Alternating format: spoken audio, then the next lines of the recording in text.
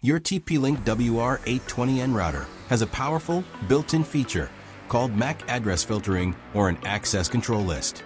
This lets you create a definitive allow list or block list for your Wi-Fi. In this video, we'll show you exactly how to set it up. Let's get started. Step 1. Accessing your router's settings.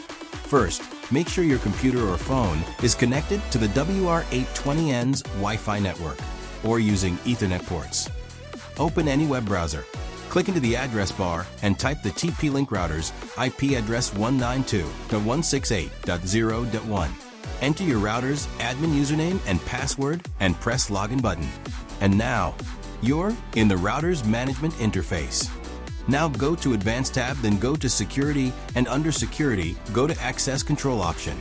First, enable the Access Control button. You'll see two main modes. Blacklist, Deny mode, prevent specific devices on your list from connecting, while all others can. Whitelist, Allow mode, only the devices on your list can connect. This is the strongest security.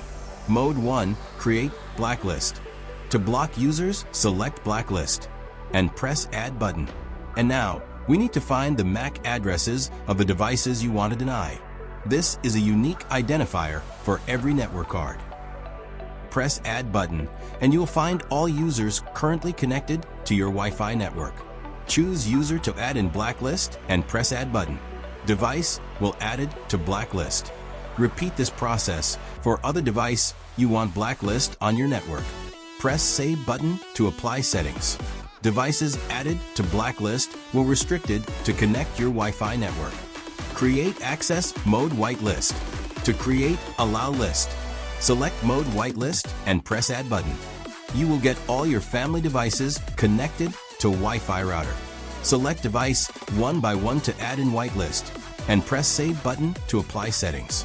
Repeat this process for every device you want on your network. All family phones, laptops, smart TVs.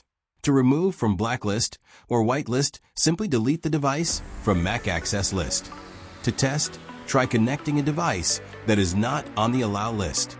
It should be unable to connect, even with the correct Wi-Fi password. If you found this guide helpful, don't forget to like, share, and subscribe channel to get more videos. Thanks for watching.